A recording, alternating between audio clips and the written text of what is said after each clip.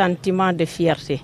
Car si je devais faire un peu l'historique de cette mosquée-là, ce qui m'a été raconté, cette mosquée-là, la première pierre a été posée par feu mon grand-père, qui est aussi le grand-père du sponsor de la construction de ce qui est M. Alassane Mané. Il s'appelait Feu Malan Touré. C'est lui qui a posé la première pierre de cette mosquée-là. Donc je ne peux que me réjouir de venir assister à la réfection et aussi à l'inauguration de cette mosquée-là qui fut un symbole emblématique pour du moins ma ville natale qui est Samin. Vraiment, je serais très à l'aise pour pouvoir vous donner des informations par rapport à ça parce que j'étais un peu mis au parfum de cela. Alors, comme il est mon cousin direct, c'est pas la peine même de le dire. Souvent, on échange des propos. Depuis la construction, la réfection de cette mosquée-là, on a eu à contacter des partenaires, mais finalement qui n'a pas abouti. Et c'est lui, je peux dire, qui a pris les choses en main et il a investi une forte somme. Je sais qu'il l'a fait pour tout le village, mais je lui tire le chapeau. Ce qu'il a fait vraiment, on ne peut que se réjouir de cela et lui souhaiter long feu par rapport à ce qu'il envisage de faire dans l'avenir pour le village. C'est vrai, comme vous le dites, il est difficile un peu d'organiser. Mais vous savez maintenant, avec l'automatisation des femmes, les femmes savent s'organiser. Nous, à chaque fois, quand l'on termine aujourd'hui ici, dès demain, une fois arrivé, nous avons du moins un groupe WhatsApp auquel nous communiquons ensemble. Nous avons créé aussi ce qu'on appelle des tontines. Une fois après le gamou, on s'organise, on recommence encore à zéro. Bon, on peut dire que chaque année, on recommence à zéro.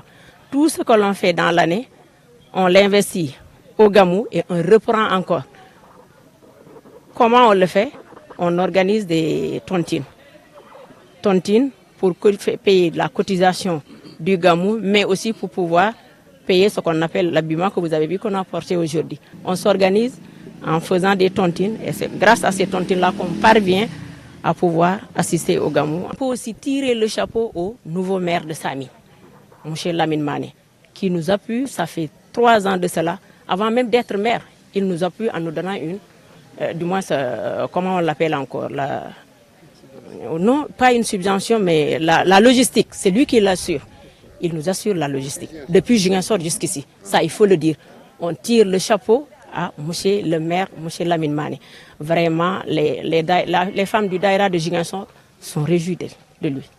Il fait tout pour nous. C'est lui le seul Saminois qui nous assiste présentement pour assurer évidemment la logistique, pour venir ici à Samin à Ziguinchor.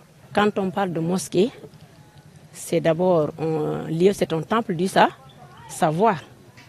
Alors, donc les jeunes doivent s'investir davantage à venir assister d'abord aux 5 prières.